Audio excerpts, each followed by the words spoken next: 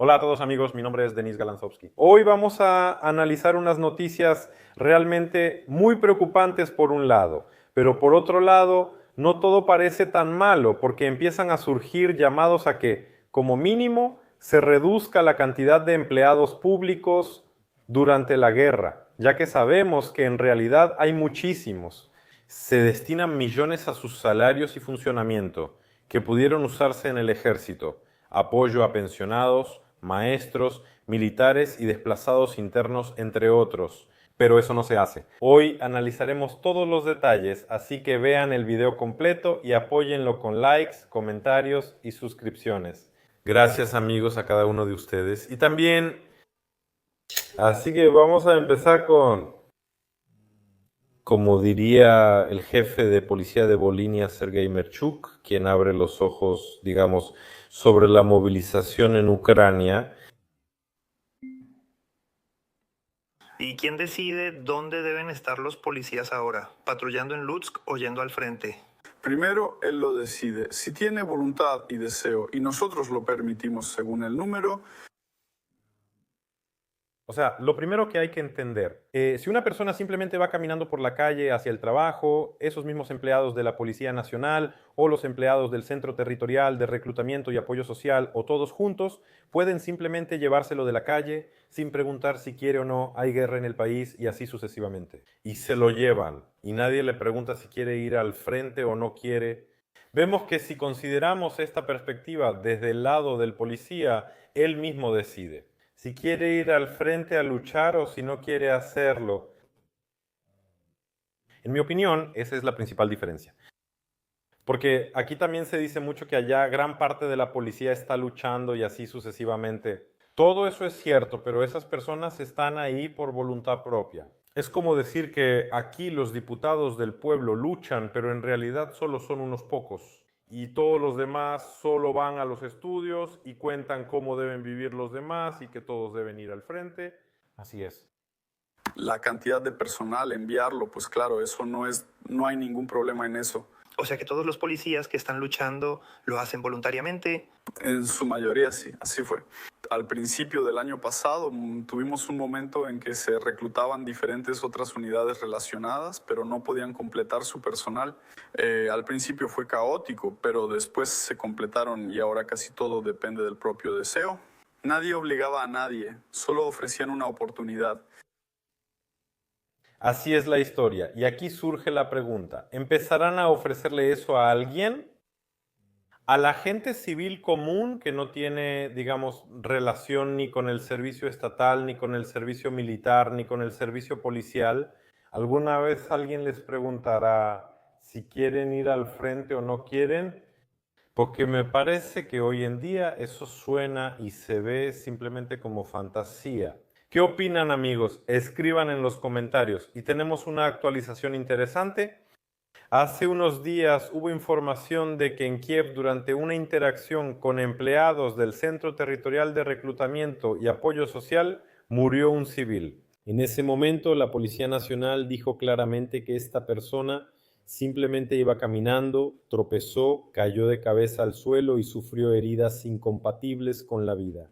Pero tenemos una actualización que muestra que, al parecer, en el centro de reclutamiento no todos simplemente se caen y mueren, porque la muerte del movilizado en Kiev fue causada por una lesión con un objeto contundente. La periodista Darina Trunova, quien fue la primera en informar sobre la muerte de Roman Sopin, publicó la conclusión de la pericia médico-forense que proporcionó el abogado.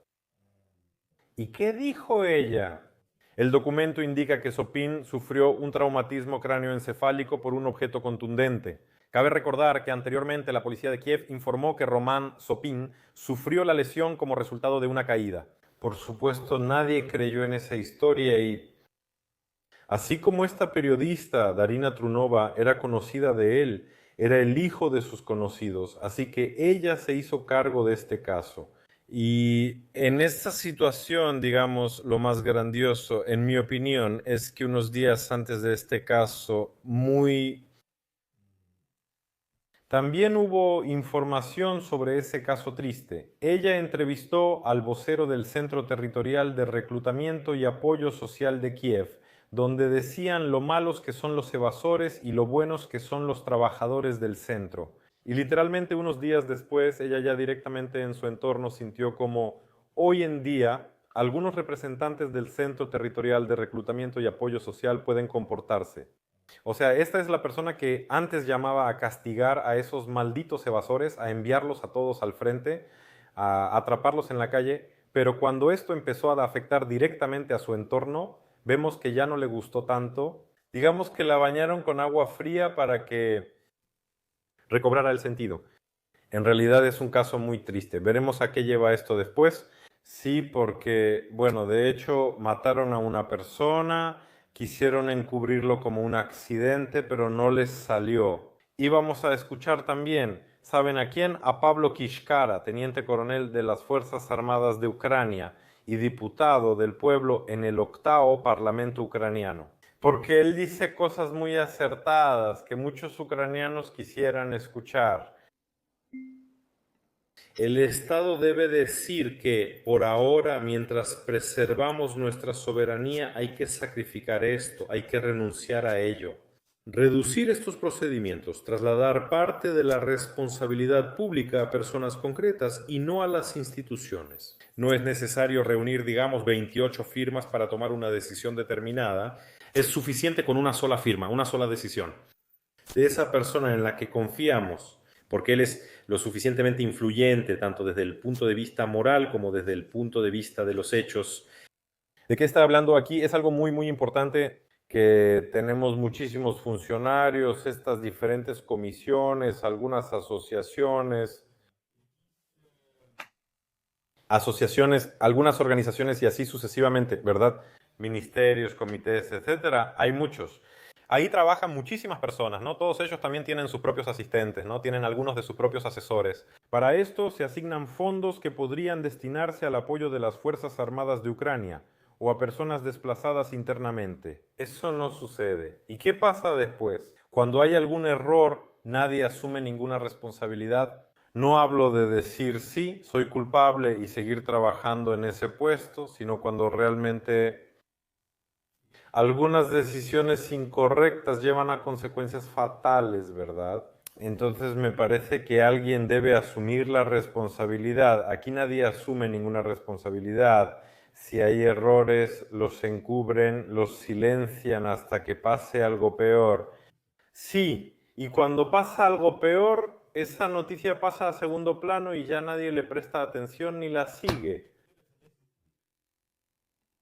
para tomar esa decisión. Por ahora hay toda una serie de preguntas.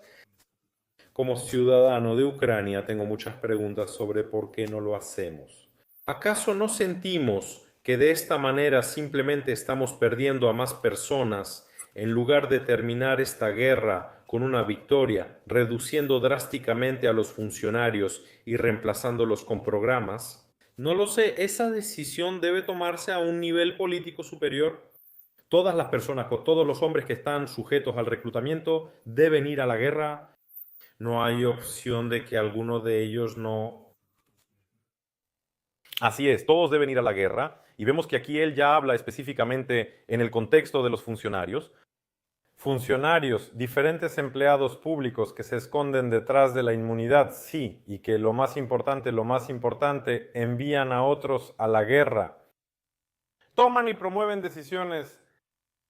Permiten que empleados del Centro Territorial de Reclutamiento y Apoyo Social movilicen ilegalmente, muchas veces fuera de los procedimientos, a personas de la calle, mientras ellos están en total seguridad. Estas personas suelen decir que todos deben y van a pelear, sin que nadie lo evite, pero cuando dicen eso, no se refieren a sí mismos, a sus amigos, conocidos, familiares y así sucesivamente. Se refieren a otras personas, a quienes no tienen acceso al poder ni al dinero. Y ya hemos hablado de esto 1.000.000 de veces. ¿Qué opinan, amigos, al respecto? Escriban en los comentarios, será muy interesante leer su opinión. También les recuerdo que entren a la descripción de este video y conozcan el proyecto Perdidos en la Construcción. Gracias a todos, hasta pronto.